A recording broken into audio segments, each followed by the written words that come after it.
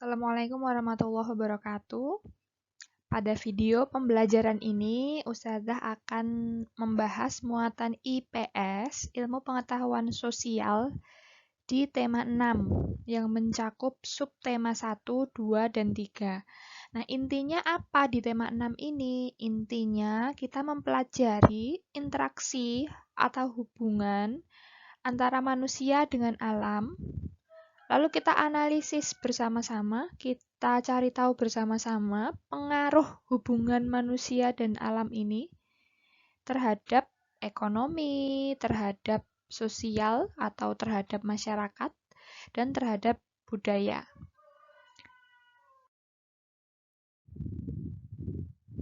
Oke, yang pertama di tema 6 ini untuk muatan IPS kita fokus pada dua hal. Nah, yang pertama adalah alam, lingkungan alam. Yang kedua adalah manusia, yaitu kita. Nah, bagaimana sih mereka berinteraksi? Bagaimana sih mereka berhubungan? Ternyata hubungan mereka itu, interaksi antara manusia dengan alam, itu adalah saling timbal balik. Artinya apa? Saling mempengaruhi. Alam jelas mempengaruhi manusia. Tindakan manusia jelas juga mempengaruhi alam. Jadi mereka saling mempengaruhi. Lalu bagaimana contoh nyatanya, Ustazah? Kita lihat. Yang pertama, alam mempengaruhi aktivitas manusia. Alam atau kondisi geografis itu tata letak ya, itu mempengaruhi cara kita bekerja, profesi ya, pekerjaan. Nah, contoh pertama, kalau kita tinggal di daerah pantai, kondisi geografis pantai, maka profesi yang sesuai adalah nelayan. Ya kan? Sebagian besar umumnya adalah nelayan. Jadi masyarakat di pesisir pantai sana menyesuaikan diri dengan bekerja sebagai nelayan. Nggak mungkin mereka bekerja sebagai petani kebun teh. Kalau mereka nanam kebun teh di pantai, nggak akan hidup. Jadi mau tidak mau, manusia ini harus menyesuaikan profesinya sesuai dengan kondisi alamnya, kondisi geografisnya. Bentuk interaksinya apa? Bentuk hubungannya apa? Melaut, ya berarti. Yang kedua, dataran rendah atau daratan rendah adalah suatu area dataran yang tingginya 0 sampai 200 meter di atas permukaan laut. Apakah Bantul adalah daratan rendah, Ustazah?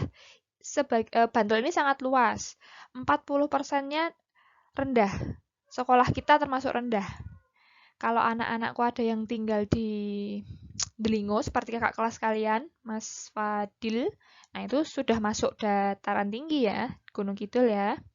Tapi 40%-nya, hampir setengahnya adalah rendah. Apa profesi yang sesuai? Nah, di dataran rendah ini, Nak, kondisi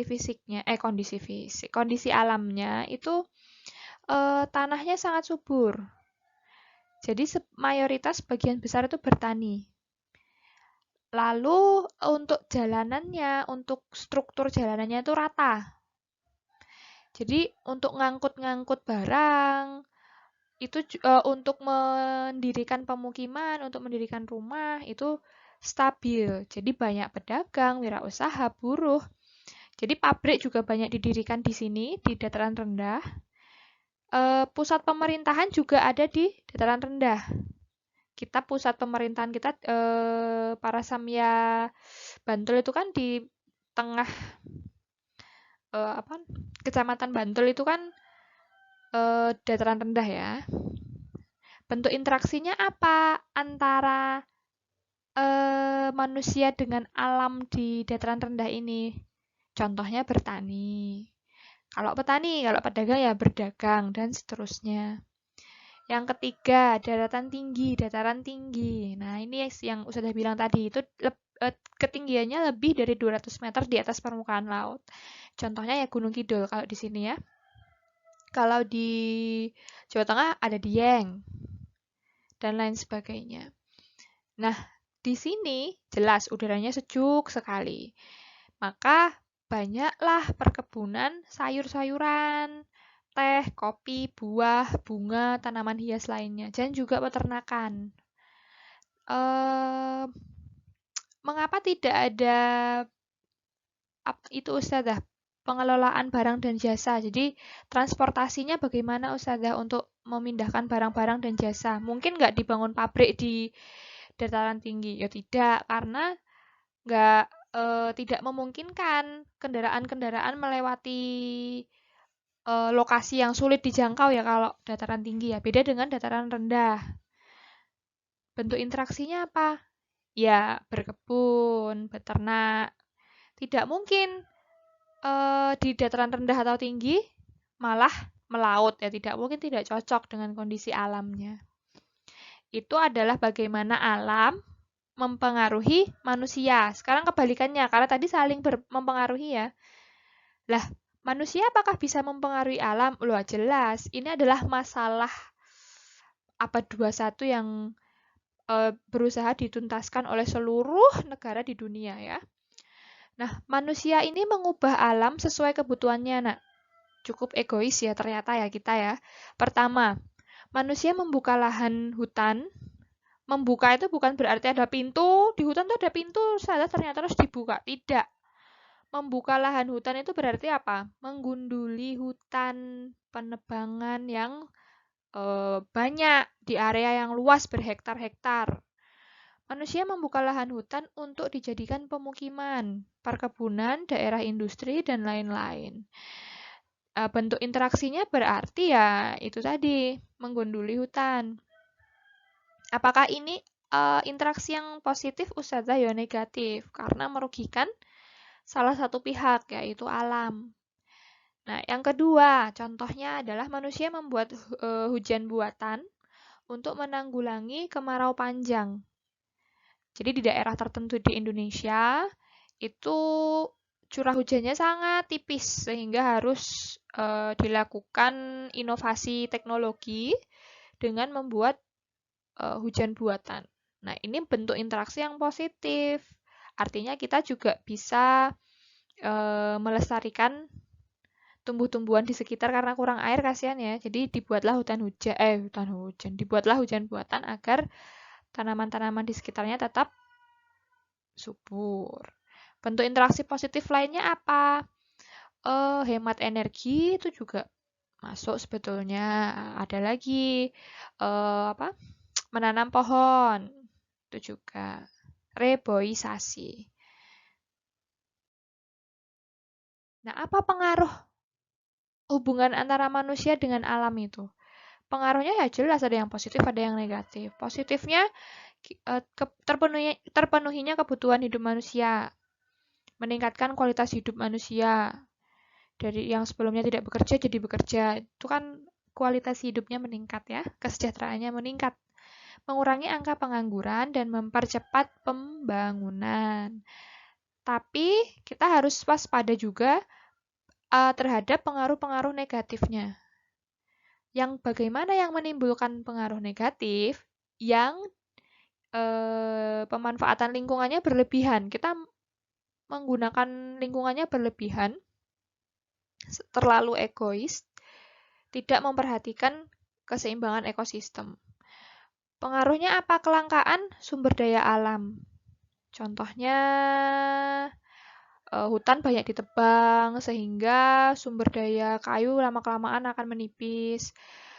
Apalagi contohnya emas di Freeport terus digali, terus ditambang, lama-kelamaan juga akan menipis. Apalagi ya sumber daya yang lain lah dan lain sebagainya. Kita menggunakannya terlalu berlebihan soalnya ya. Tidak dibarengi dengan proses menanam kembali, contohnya kalau yang hutan tadi. Mengganggu keseimbangan ekosistem. Betul. Kalau ekosistem terganggu, tidak seimbang, banyak limbah yang masuk ke ekosistem, hasilnya adalah poin ketiga, pencemaran lingkungan. Entah itu polusi di udara, polusi di udara berarti yang keluar adalah gas-gas polutan, karbon dioksida, karbon monoksida, nitrogen, dioksida, dan lain sebagainya. Yang Yang keempat, oh ya tadi polusinya tidak hanya di udara ya nak, di air juga lihat sampah menumpuk di gambar itu di sungai ya. Di tanah juga pencemaran, pemakaian pupuk yang tidak ramah lingkungan itu juga mencemari dan mengurangi kesuburan tanah sedikit demi sedikit. Kalau lama-kelamaan kita pakai pupuk terus sehingga kesuburannya berkurang, lama-lama tidak ada tanah yang subur, petani mau menanam apa? Kita mau makan apa? Nah, itu yang harus diperhatikan ya. Yang keempat, menimbulkan bencana alam. Nah, ini kalau sudah semuanya sudah terjadi berlarut-larut, akhirnya ya menimbulkan bencana alam yang merugikan untuk manusia. Alright, di materi PS ini ada dua hal unik sebetulnya ya. Yang pertama, keduanya terkait dengan keistimewaan Indonesia. Indonesia itu adalah negara maritim. Apa itu negara maritim? Negara yang banyak lautnya.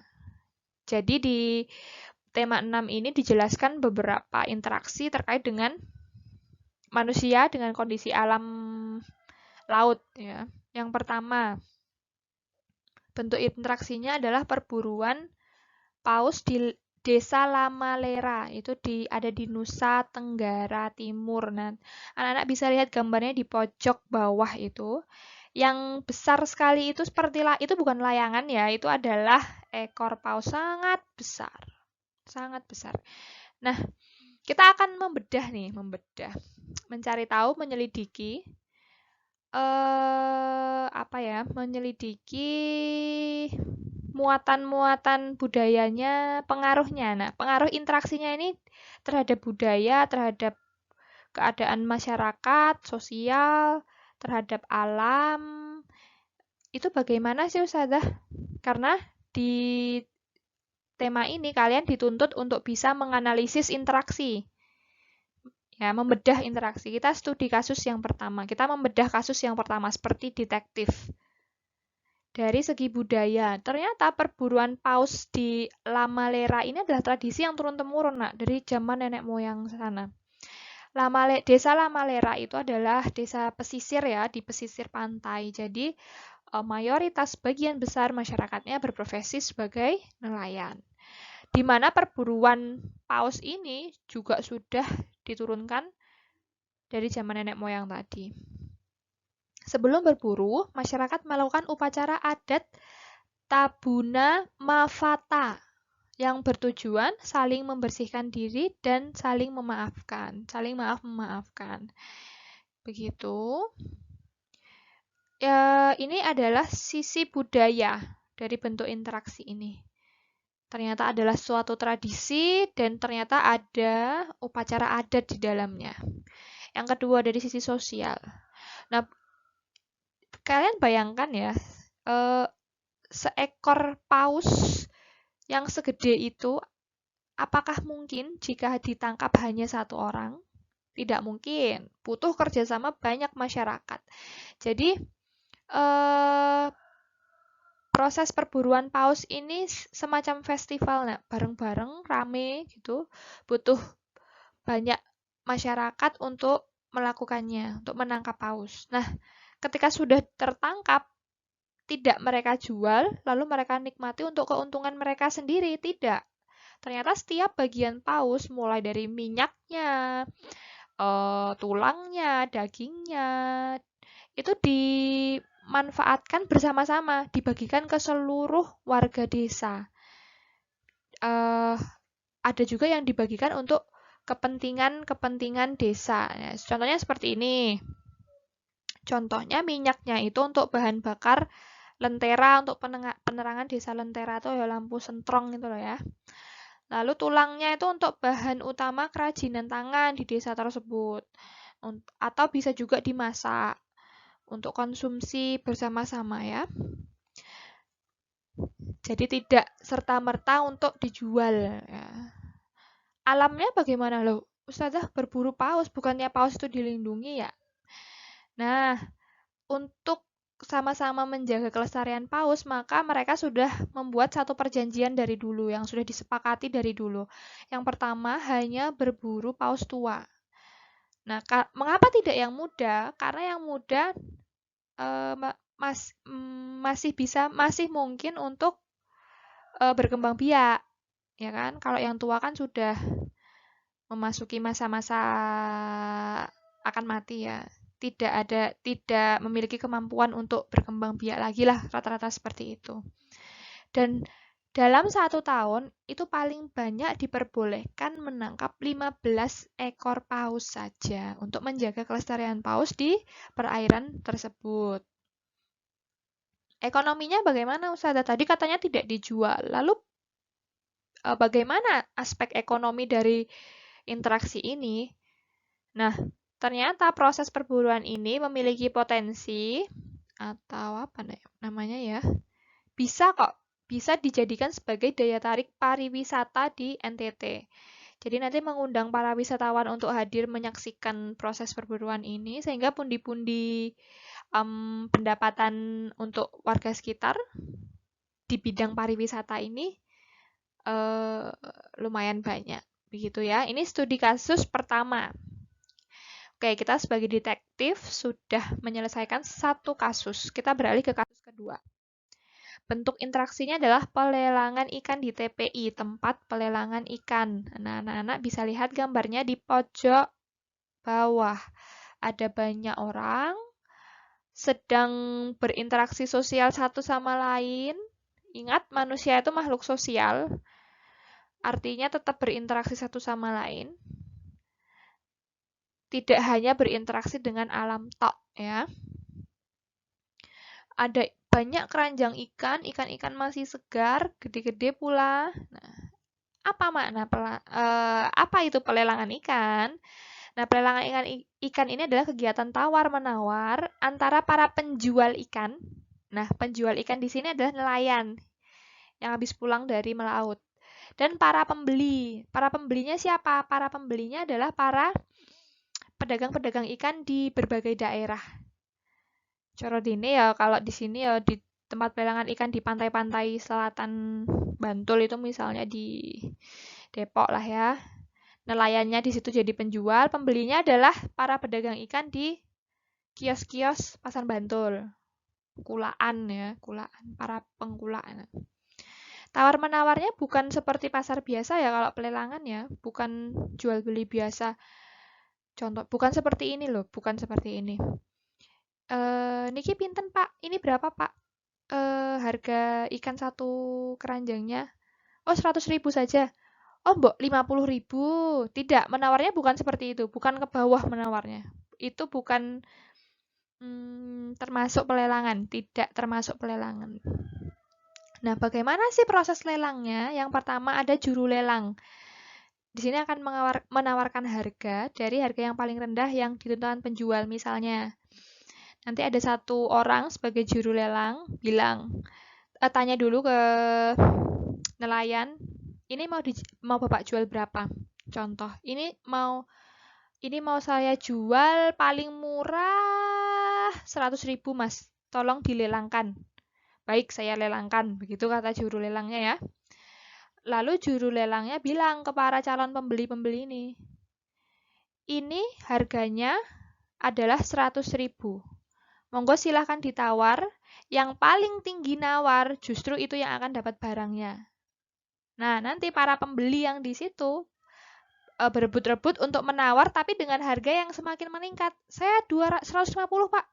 Enggak, saya 200. Enggak, saya 300, 500. Saya 1 juta Pak. Oke, yang menang malah yang 1 juta. Jadi yang diuntungkan siapa di sini? Nelayan. Kesejahteraan nelayan terjamin dengan proses lelang. Begitu ya. Nah, mengapa sih harus ada TPI, tempat pelelangan ikan ini? Yang pertama adalah untuk mempertahankan stabilitas harga ikan, menjamin harga ikan itu tetap tidak terlalu anjlok harganya, tidak terlalu tinggi juga. Jadi stabil. Yang kedua adalah meningkatkan kesejahteraan nelayan, karena kalau nggak dilelang, nanti harganya turun. Yang ketiga, meningkatkan pendapatan asli daerah, karena nanti akan ada pajak yang diambil untuk pendapatan daerah setempat. Kalau di sini ya Bantul, kalau di Gunung Kidul ya Gunung Kidul, Pantai Gunung Kidul ya Gunung Kidul. Begitu. Ini untuk kasus tempat pelelangan ikan. Nah, detektif-detektif 5C sudah menyelesaikan 2 kasus. Dan ternyata itu menjadi akhir dari pokok bahasan kita. Kalau ada pertanyaan silahkan ditulis di YouTube atau ditulis di Google Classroom. Bisa juga Japri Usadah nanti kita bahas di grup bareng-bareng atau bisa kita kuiskan seperti kemarin hari Senin ya. Jangan lupa setelah selesai menyimak, tulis komen di YouTube. Saya sudah menyimak Ustazah begitu. Saya tunggu komen dan tantangannya. Akhirul kalam. Wassalamualaikum warahmatullahi wabarakatuh.